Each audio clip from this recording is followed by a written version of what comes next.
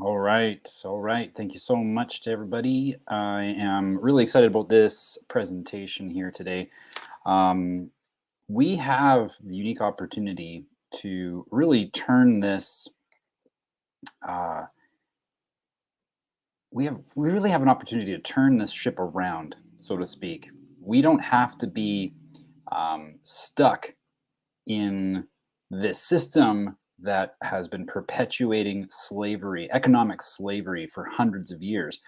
And what we're noticing in the world today is a convergence of many solutions that will provide us with the avenues to claim our true freedom, the very freedom that we were meant to have.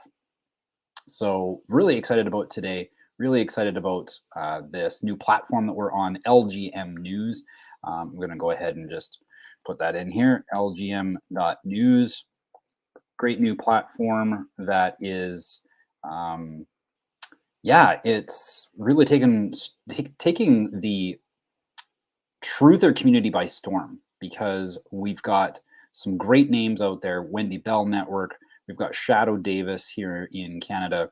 We're talking to some high level executive producers as well for some well-known names. I can't release that yet, but we're going to notice a lot more information coming out on LGM News to help further the message of peace, unity, freedom, self-sovereignty, and all the things that make up for a nation that secures the unalienable rights of all of their people. So this is, yeah, I'm excited. If you could please go ahead and follow me on Winken, man known as Paul is my brand there. And that way we can connect there and continue the conversations that start here on video presentations such as this. Okay, any other housekeeping? I don't think that's it. I think that's it rather. Let's go ahead and get this show on the road. We have to take inventory first. Inventory of where we're at. If you've been following me at all for any length of time, you'll know that we have a situation on our hands. We've got digital IDs that are being pushed upon us. We're noticing with the Arrive Can app, and how that failure was. It was really telling. We got to see a lot about what our government has planned for us through the release of that little app, and how much it failed was actually kind of a blessing. I think that it probably pushed timelines back a little bit, as far as as far as Canada goes. But the whole idea of that ID is to make sure that we don't have a way to identify ourselves, but rather they create our identity for us. And that identity is going to be based on the most ridiculous parameters. Things like, how much money have you spent at the grocery store this week? How much money have you spent at the grocery store versus the liquor store? Whether or not you have a Netflix account, or maybe you have an Amazon account, doesn't matter. They want to know all of these different things, these different data sets about you, because that's how they are going to choose to identify you. Other parameters that they're going to attach to this thing, things like your medical choices, whether or not you partake in all of the mandates that are out there. That's another piece of it's another piece of information, another piece of data that they're going to use to identify you on their terms. On the social credit system, how that's coming forward. We're noticing it. Well, we already knew about it in China for several years, but now we're noticing it actually being implemented, even though the ID is not even out. We had this perfect demonstration of this was earlier this year, when people were contributing to a convoy of truckers that simply, and not just truckers, but people of all over Canada and the US, who were demonstrating that they were free, that they weren't going to allow the government's tyranny to continue dictating things that would affect their livelihoods, that would affect their freedoms, that would take away their own unalienable right of free association and what you can do with your body. It's it's actually quite alarming to see how much the government insists on pushing against us, and even declaring war against its own people. I mean, we found out through the inquiry that occurred, the Emergency Act inquiry that occurred, that there was absolutely no reason for the Emergency Act to be invoked, which that means that unjustly our government declared war against its people. That's what the Emergency Act is for declarations of war against a threat. And that's what the government did with its people. And that should really strike a chord in the hearts and minds of everybody, that we who are born of this land and given dominion of land, that we would be told that we can't be or do or have a certain thing on this land we call home. That's, I know it sounds kind of, I boiled it down to simplistic terms, but I mean, we have to take a look at things that are very in a light that shines truth, that in a light that reveals truth, and that is something that we can't take for granted. The freedoms that our forefathers defended. We can't take for granted the sacrifices that were made to ensure that sons and daughters for the future had a future where they could be self-determinate. That's what we're after. And what I'm going to share with you in this presentation, and this is really just a rough draft. This is the first time that I'm presenting these particular concepts in this kind of format. So I do apologize if it's not perfectly clean, but this is going to be a prepared presentation on my website, manknownasppaul.com. I'll just put that up here. And on that website, I will be posting a finished presentation of what I'm sharing giving you a preview of here today. The first thing that I want to share with you about this whole transition or this transformation that we're experiencing is the concept of commerce, and how commerce, the freedom that we need to be able to have in commerce, to be able to thrive, to be able to do business with each other, in order to have exchange, in order to advance our careers, in order for us to be a contributing member of society. And I don't mean that from an aspect of, how much money are you worth? I mean from a perspective of how is it that you add value to the people in your community? Because that is how we can establish our freedom, by creating strong communities. So the value that you bring to your community to help strengthen it, to improve its quality of life, or the quality of life of the people within your community, to the degree that you do that, is the degree that you would experience long-lasting rewards and gratification, almost like a satisfaction of the work that you've done. And what's advantageous when you start thinking of it in these kinds of terms, instead of I'm worth X amount because these numbers on my online banking say so. We now have a different way to quantify the value that we provide for a community. And I'm not going to go into great details. Again, we've got 7 areas of our lives that we need to establish in self-governance for our communities to be free. And the monetary system is just one of them. So I'm not going to go into great detail, but our objective is to utilize technologies like blockchain. Our intention is to utilize a private network for communication. But most importantly, when we do transactions with each other, when we do commerce with each other, I'm using that word because it's something that we're familiar with, but the fact of the matter is when we're trading with each other, when we're bartering with each other, and it doesn't have to be physical, like a physical object barter. The barter can be anything that you come to agreement with, or anything that you come to a consensus with another party. An example would be if you're a natural path. A natural path may have an agreement with someone else to pay partially in currencies or partially in food, possibly. If maybe the client is a farmer, that's a barter. That barter system can be secured. That barter system can be anonymous. That barter system can be transparent. All of these things where people can do trade freely with each other without any restrictions or having to have an account with some bank or anything like that.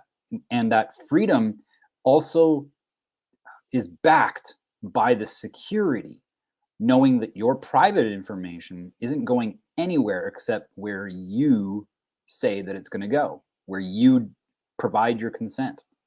That's what we can harness with blockchain. So that kind of is one of the solutions, but I'm going to be addressing the individual ones that we can all use in conjunction with each other to create for ourselves that level of freedom that we so desperately have been craving for hundreds of years, and never really understanding why we don't have it yet.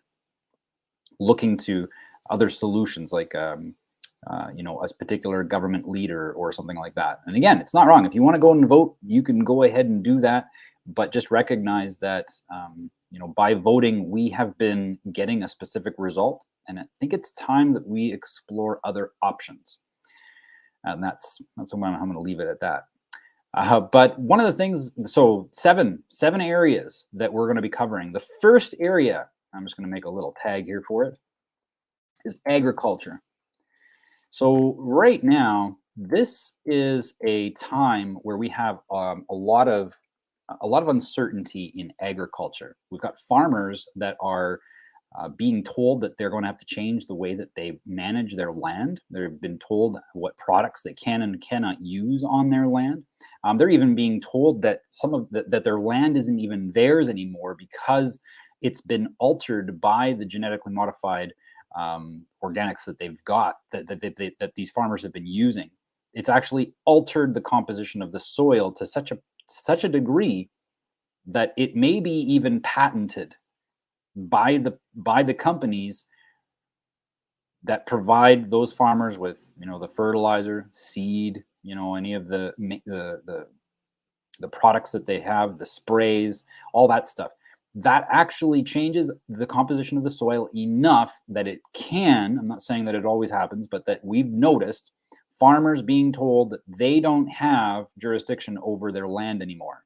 They're being told what crops they have to rotate, when they have to rotate it, and what products they have to use in order to maintain their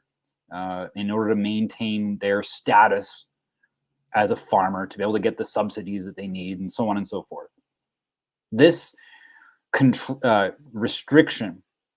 these restrictions rather that are coming forward within agriculture are going to limit the food supply, and that's by intention. Again, our governments don't want us to have autonomy. They want us to be more dependent on them, and so this is kind of like they're at a point where they're going to start overreaching their jurisdiction, taking land. This is part of one of the stages of tyranny taking over, is where there is a land grab. That's the common term for it, where the tyrants just go ahead and start taking land and claiming it as their own. Now, in this case, because of who the tyrants are, the nature of our tyrant being mostly technocrats, we've got technocrats like Bill Gates that have just gone ahead and purchased a large amount of land, including parts of our railroad systems. And that this form of land grab is really no different than how it would have been, in the past, where governments take the land and govern how it's being used. But that in this case here, we've got uh, megalithic elite that are buying up land, but then we also have government making offers to farmers to take their land off their hand, especially if they just they simply can't afford it anymore with inflation and all the other crises that the conquerors have inflicted upon us. So agriculture is an area where we absolutely must take self-governance. And I'm grateful to be networked with a bunch of people, people in Saskatchewan, people in BC, people in Alberta who are very, very attuned to the risks that are ahead and the work that needs to be done in order for us to self-govern our agriculture. And this can look like a lot of different things. We've got people who know how to grow food, right? But we also have people who can use those same plants that we've been accustomed to using for food, like canola and corn, those kinds of things. We can actually take that biomass and turn it into biofuel. And we can also incorporate crops with hemp. So now we're not just getting our biofuel from one source, but rather from many sources. And what we're looking to do, one of the initiatives that we have going forward is creating a co-op that helps our farmers and anybody involved in agriculture be able to continue thriving with their land that they've been given to steward, that they may bring to us higher quality foods, but also this co-op would be able to process that biomass into biofuels that are regenerative, and even so much as there are technologies available within that field, there are technologies available to have when this biomass is fermenting, that's the process to create biofuel. When it's fermenting, there's a gas that's put off, and it's actually hydrogen in this particular processing model. And that hydrogen can be converted into electricity. You can use that hydrogen to generate electricity for the entire co-op. So now it's regenerative when it comes to electricity. We have fuel being created, biofuels being created by the plants. But then there's enough electricity to run that plant, but then also an additional 10,000 homes. And the amount of product that can be processed is about 1 ton per hour. So 1 ton of produce can go into this machine and create biofuel from that. And the amount per acre that many of these farmers can appreciate, especially for those that they already know, I know how much their fields are making, but we're being shown that when purposed for biofuel, the return per acre varies, but it can be up to $100,000 per acre in revenue that's generated simply from biofuel. But if we can show farmers how to incorporate hemp into their crop rotations, which is, again, that's one of the initiatives that we have with the Free Public. What we're able to do is show these farmers how to incorporate hemp. And by doing so, they actually increase that amount of return per acre simply because hemp provides biofuel, and it provides nutrition, and it provides textiles. It can provide cures for some ailments. Even so much people are using the plant even in the treatment of curing or helping people with addictions. An example that was given to me here last week was that now they have certain strains of hemp that people can use to reduce cravings for opioids or alcohol, and the strains are specific to the addiction as well. So the amount of leverage that farmers have in agriculture when they remove themselves or distance themselves from the systems that they've been accustomed to, and they start opening up their horizons and working with the consultants that know how to make this all happen, they're going to realize very, very soon that we don't have to follow their rules. But some people say, well, the farmers, because they're not allowed to change what they're doing to their fields, how is it that we can help them? Well, we've partnered with several people that I'll be interviewing over the coming 2-3 months that will show people not just how do we gain jurisdiction over the land, how do we get a farmer to be able to choose what to plant on the land that he's tasked with governing. We don't have to tell him how to do his job, but that not only that, but now we can actually have the community support farmers in a completely different way, in a decentralized way, instead of them having to rely on centralized delivery mechanisms and supply chains. Now, farmers can be supported by their communities at even more local basis.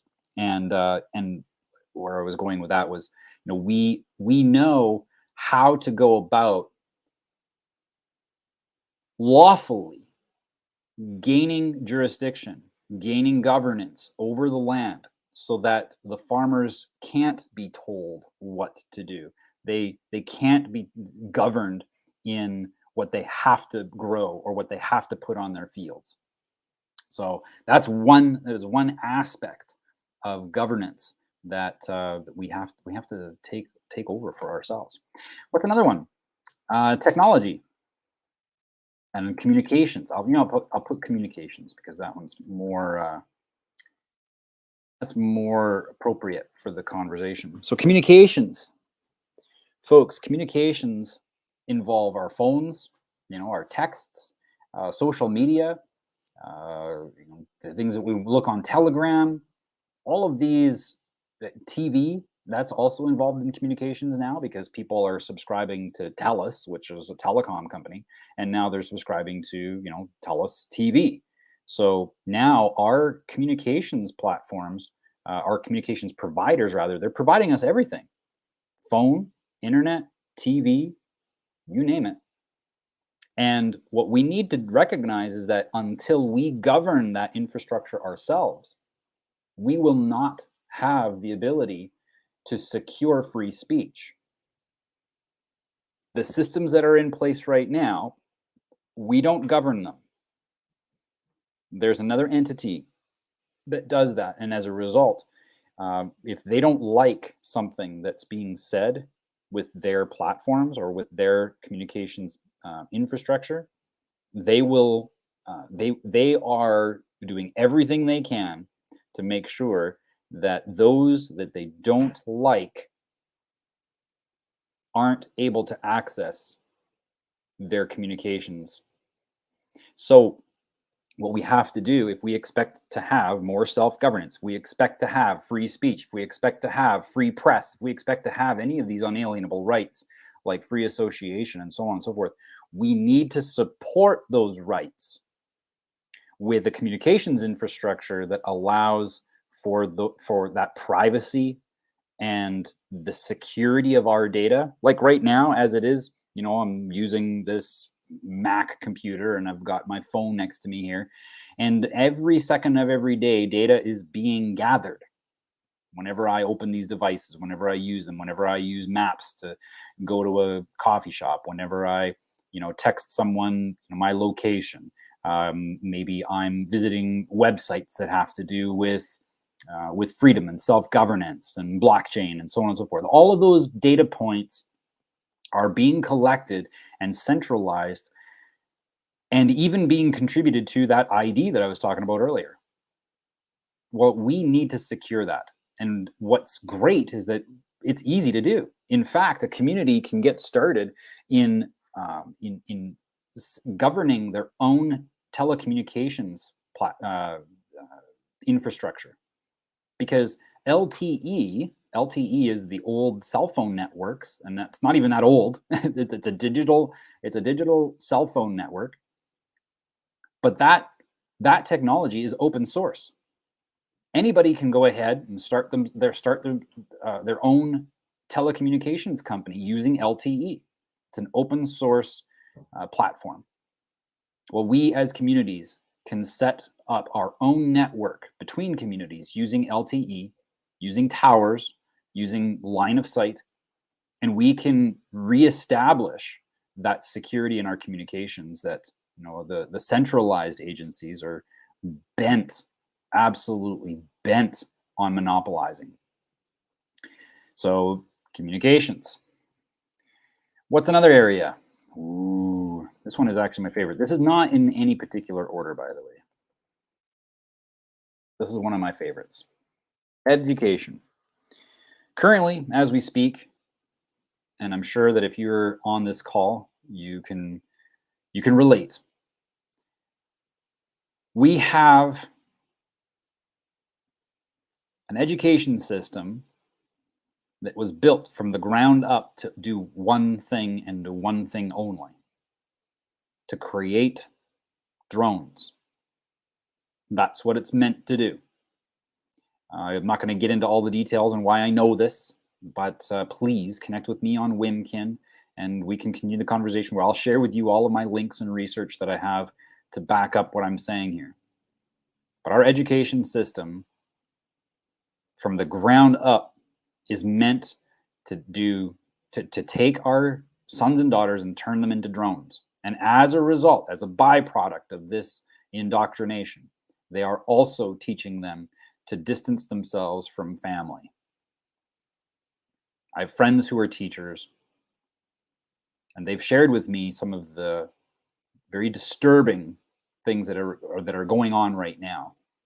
One of them is that teachers are being told now that if one of their students wants to have hormone therapy to transition from being one sex to another, that the teachers are now being told that it's illegal for them to tell the parents.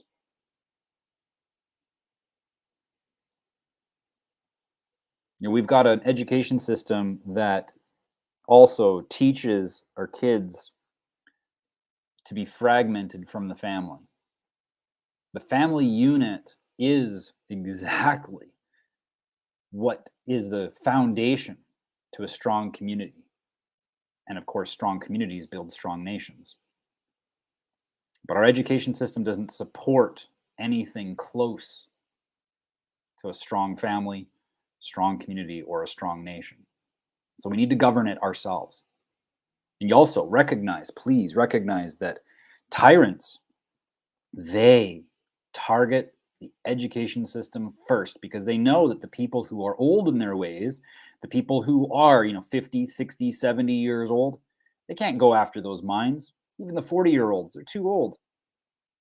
They're too set in their ways. Their minds have already been programmed, and it's very, very difficult to change that programming. And so what they do is that they go after the education system, knowing that if they can convince you that they can do a better job of raising your kids than you can, and which a lot of parents, for some reason, believe that that's true, they know that they can take the mind of those young sons and daughters and mold those minds to the point where they no longer have the association to family. And we're even noticing that bleed into family courts, where it's incentivized to fracture the family. And our education system is the foundation on which we can expect our sons and daughters to thrive. So we need to self-govern that. And we can do this in many ways. You can take over the school boards if you want, if you think that it's worth it.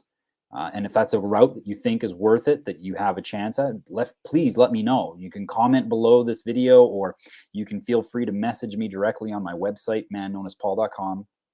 And please let me know how it is that I can help you with the education, because that is something that is very near and dear to my heart. And I have several consultants that can help out no matter whatever you choose to do, whether it's taking over the board, or if you need to set up a new one, or if you want to set up homeschool education pods. If you want to set up a wild school, we did that in 2021 in our community. and it was fantastic. Kids got to learn how to connect with nature. They got to work on a farm. They got to actually work with their hands. They got to do activities and crafts and interact with each other in ways that foster healthy relationships, instead of just being told what to memorize and then test their memory later on. Our education system is very important, and we have to take it back. Take it all back. Another area is our judicial systems. You know, this one is controversial because people think that I'm trying to say that, we need to just drop what we have and just build a new one. Well, maybe. I don't know. Is that going to be best for your community? I'm not sure. I know a lot of communities are thinking that because, there are communities where people are being arrested and made into political prisoners. And it's ridiculous that we don't have a court system that honors the presumption of innocence, where it's you are guilty until proven innocent. I mean, we found out that the convoy, the Freedom Convoy earlier this year there was no emergency, there was nothing that needed to be called an emergency, and yet the emergency was called. There were people who were arrested and detained in jail without there being proof of any harm coming to anyone as a result of their actions. We can't be tolerating that if we expect to be free. We can't be tolerating that if we expect to secure our nation. We can't be tolerating that kind of behavior from our governments in the mismanagement of our judicial system, when it strays from the very fundamental principles of law. It's not just a good idea to form our own courts. It actually becomes necessary. And we can do that as communities. We don't need to have some federal entity tell us what we can and cannot do. That's the beauty. Of international law, is that it actually usurps anything that is being done federally. And especially when we have something like, the International Covenant of Civil and Political Rights, that alone provides us with a standard of freedom that we can uphold as a nation, as communities, and independently of what our government says that we can and cannot do. Our judicial system, the judicial system that we have right now, the Department of Justice, just give you an idea of how messed this is, okay? The Department of Justice of Canada is the only legal system in the world that has a credit rating. A credit rating. That means that it's a corporation. And if it's a corporation, that means that the judges are just administrators. And that also means that those who enforce the corporation's policies are called police. That we actually don't have any law enforcement officers here at all. And I'm willing to be shown otherwise. I would love to be shown otherwise. But unfortunately, after 7 years of learning about this, I have yet to have a conversation that speaks positively about how our judicial system actually upholds the law. And we can do that as a community. We can self-govern our judicial systems as communities in a completely lawful manner without breaking any rules.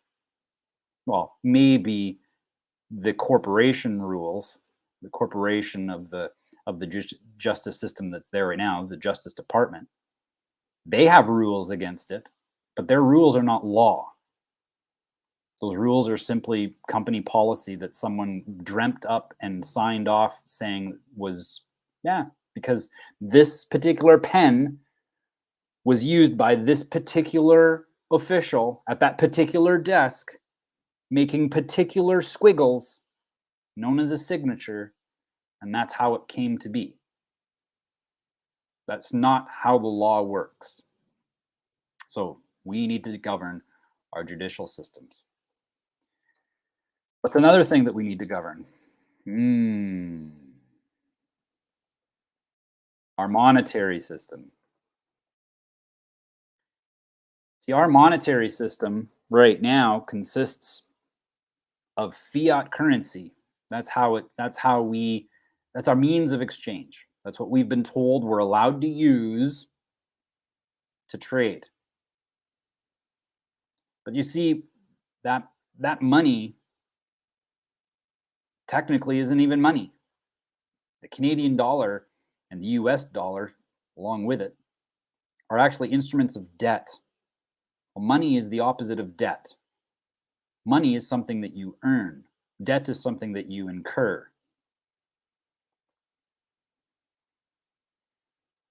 We as a people can create our own monetary system.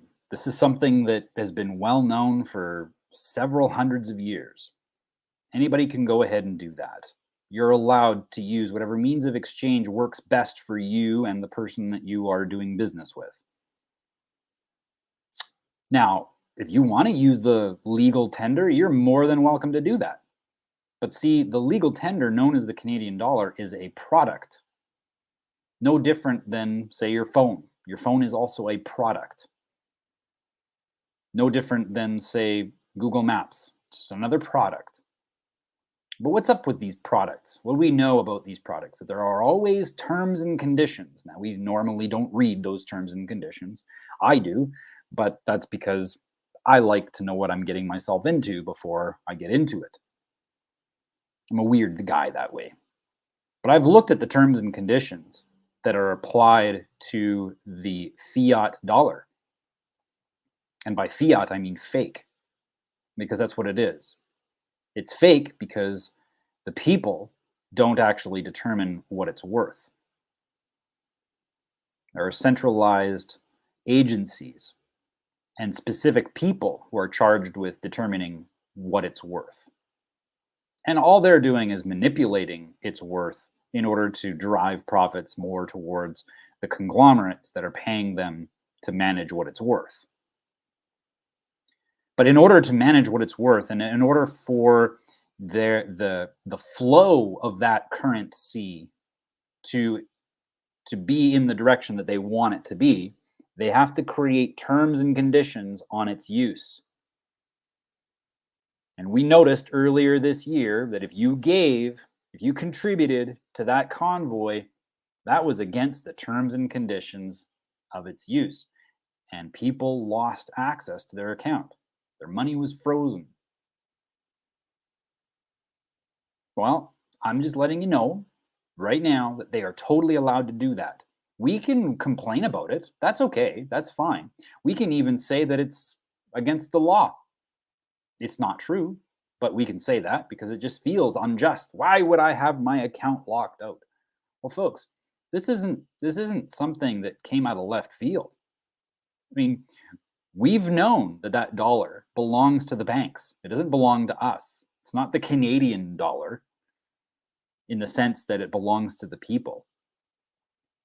It belongs to banks, and they can do whatever they want with that product whenever they want to do it.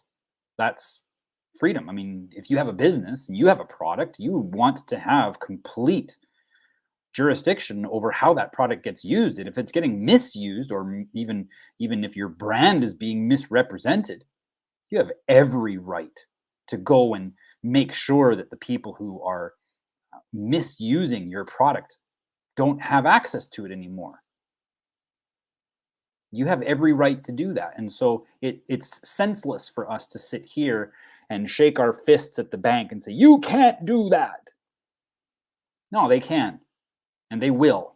And it's only going to get worse. The terms and conditions that are coming forward for the use of the legal fiction that they call money, the terms of use are going to get worse, especially with that ID that's coming out. You know what I'm talking about. So we have a choice to make. We can use their monetary system, or we can create our own. And the creation of our own is not difficult. This is not difficult at all. And again, if you want to learn more about how this is done, if you want to ask me questions, please, you can leave comments underneath this video, but also feel free, and that's if you're on YouTube.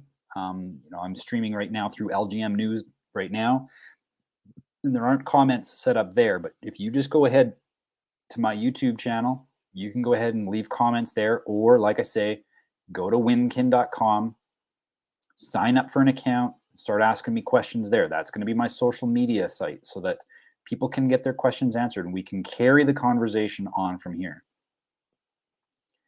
But that choice is coming up very, very close, where we have to decide which monetary system do we want to be a part of. Now, I think that we'll be able to have 1 foot in, 1 foot out, especially for people who are a little bit behind and need to catch up to where we're at today. But I can help out with this. I can help out a community determine what it is that will work best for them. This isn't about, people picking what I want them to do. This is about finding out what is going to work best for people and how do we help them implement that best solution. I've got my top choices, sure, but by no means am I a dictator. You can choose your own, and I can show you how to choose your own based on the values that you have and point you in the direction that will help you build your own monetary system so that you don't fall prey to the terms and conditions that are being brought forward by those who have successfully economically enslaved the people for hundreds of years. I'm pretty sure that if you had the option of having a means of exchange where the terms and conditions are being dictated versus having a monetary system where the means of exchange has terms and conditions that your community comes to a consensus with, I think you'd choose the latter. And lots of people are feeling the same way. Next, health. Good old number 6.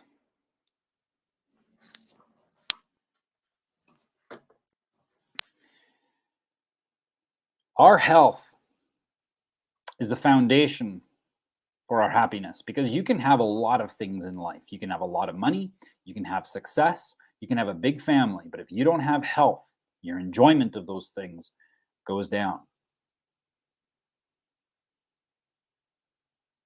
Earlier on I was saying, we can take inventory of where we're at. We can take a snapshot of how bad things have gotten.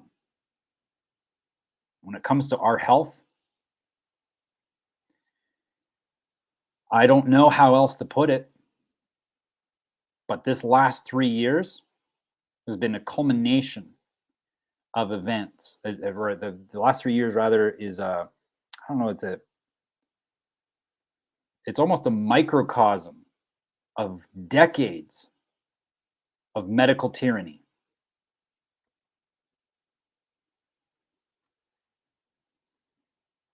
I mean, we should have had our red flags go up when allopathic medicine conglomerates and tycoons, when they started using petroleum products for pharmaceuticals, when they started poisoning us with something that had no business going into our bodies. We should have clued in then, but we didn't. We fell prey to the convenience of just taking an aspirin. We fell to the convenience of just popping a pill to get rid of some ailment. And as a result now, we have complied, and I say we, I mean as a whole, people have complied with medical tyranny right up to the point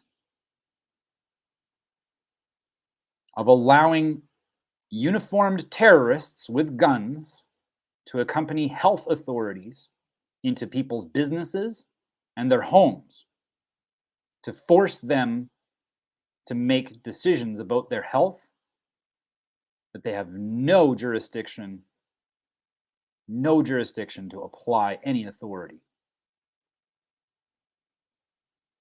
We need to govern our own health. What does that look like? Well, my wife is a master herbalist. And for most of this year, we were on the road, meeting with communities, showing them a lot of what I'm sharing with you now, showing them how to self-govern.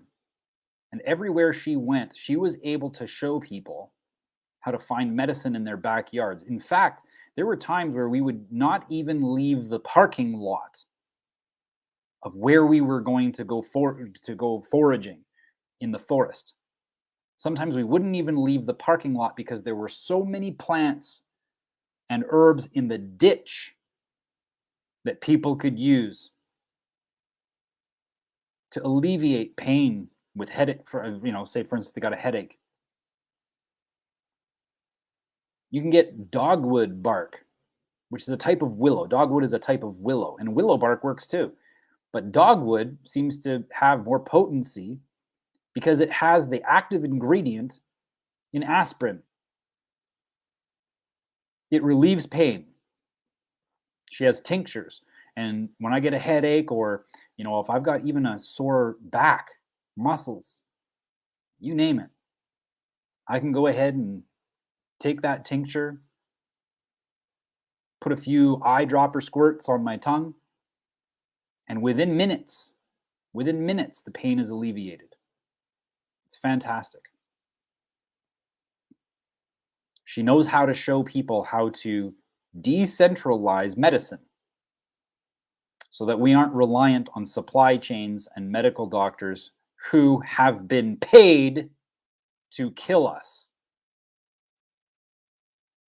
We don't need them anymore. If you have a broken leg, or if you've got an open wound that needs some stitches, maybe it would be a good idea to go see a doctor. But honestly, you could probably see some first responders that will do a better job.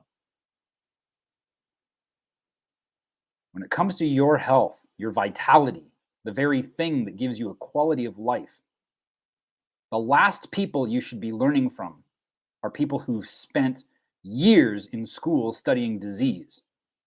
They don't know anything about health. They never focused on health. They focused on diseases. I mean, if I were to teach piano to someone, but I spent my entire life learning guitar, never having played the piano in my life, it would be insanity for anybody to come to me for piano lessons. So when we have people in our health care who have spent their entire lives studying disease, it's insanity to think that they have any interest or vested any time into caring about our health. It's insanity to think that we can go to them for that. The very thing that provides us with a foundation of wellness. We can govern our own health. I encourage you to go to, I'll put the website in here. I encourage you to go to Wisewings. Yes, this is a selfish plug for my wife. Go to the website, learn from her. She can teach you how to self-govern your health. Bring this knowledge to your communities so that you all can benefit. Number 7. I know I'm going through this really fast because I want to be done by 8 o'clock. I'll respect your guys' time. Number 7. This one here is a little bit different than communications.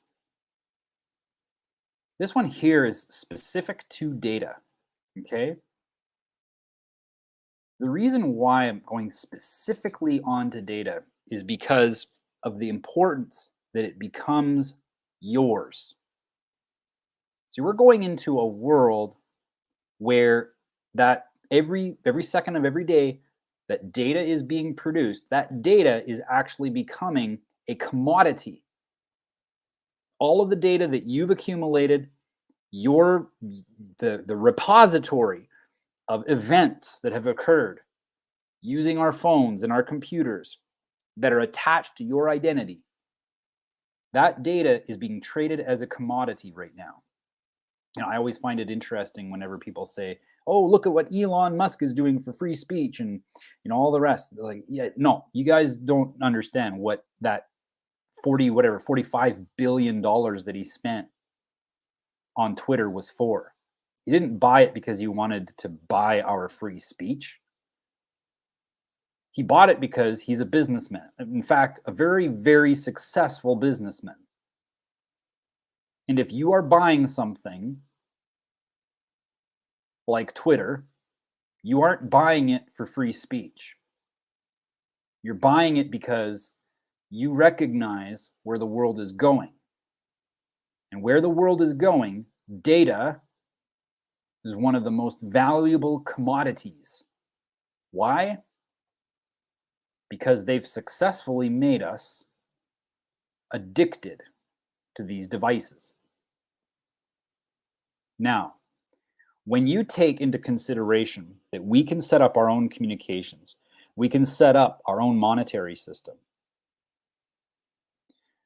that automatically means that now we can set up our own security for data as well, and we can govern that. See, what we're doing is that we're working with communities now to have it where we, all of us, everybody that has a device, everybody that has a computer, everybody that has an internet connection, we, all of us, are contributors to the service of internet. And what does that mean by it? What do I mean by that? I mean that we as communities, we can deliver the internet to the people. And we do so through a network of communities that also do the same thing. But what this looks like is having a small server in your home. Small little thing. It's probably about the size of your modem that you currently have. That's all it takes to get started. Your data can be stored on that and secured so that the only way it can leave your devices is by your consent. So we're headed into a world where the amount of data that you will be able to secure through technologies like blockchain and by having your own telecommunications infrastructure, by having your own monetary system. When you have, I'm just going to grab my phone here. When you have these devices here, you can go into your setting. You'll be able to go into your settings. And you know how you have that one setting in there where it says, I don't want to see ads, or, I don't want to see ads that are relevant to me, so stop tracking me. Well, in that section of the settings of your phone, you're going to have the ability to say, I don't want to see ads at all. Or if you do say you want to see ads, and a little drop down comes out and says, well, how much would you like to be paid for every 15 seconds of ads you watch? How much do you want to be paid in order for us to have our banner ad show up on your streaming service for when you're watching movies? That's the level of security that we can have with our data. So, I know I ran through this very quickly. These are 7 areas of self-governance that we have to have in order for us to support a nation that safeguards unalienable rights. There are a lot more, but I'm focusing in on these 7 right now, and I'm going to be going into greater detail on each of these 7 from my Substack. So you can find me, man known as Paul.substack.com. Let me just type it in here. And from that website there, you can look, you can read my writings. I'm going to be putting all of my articles up there. The ones from my website are going to get transferred over there. My website now is going to be more for sharing videos, longer pieces of content. My articles, short stories, anecdotes, commentary on what's happening economically, politically, industrially, what's happening in agriculture, what's happening with hemp.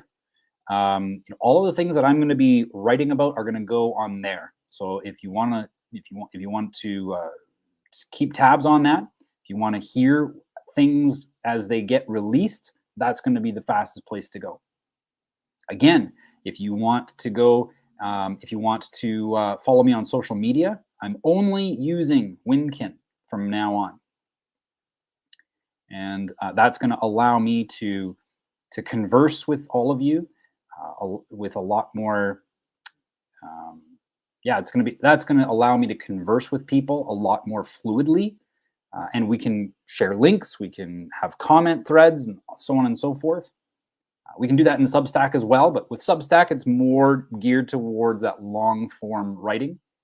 Social media, obviously, that's for continuing the conversations as they come up. Also, I'm going to be using Wimkin for building communities. We can create groups just like we could with Facebook, but now we don't have to get blocked. Now we don't have to get shadow banned. Wimkin allows us to have that platform of free speech, and we can create all these groups and not be afraid of getting the groups shut down or shadow banned. And all of us would be able to converse a lot more efficiently. And that's all I wanted to cover today, folks. Again, like I say, I'm going to be doing a detailed presentation on all of these items and more, all these different areas where we can achieve more self-governance. If you have any questions, please feel free to reach out to me, either on my website, manknownaspaul.com, on the social media, Wimkin, and of course on Substack. We can be a part of the conversation there as well. Whenever I do these live shows as well, when you subscribe, I will provide for you the phone number where you can dial in and even ask questions on the fly if you want while we're live. So again, thank you to all of you for tuning in. I want to thank lgm.news for providing a platform where people who are telling the truth can share their videos. And this is Christmas week. So to all of you, a very Merry Christmas and a Happy New Year.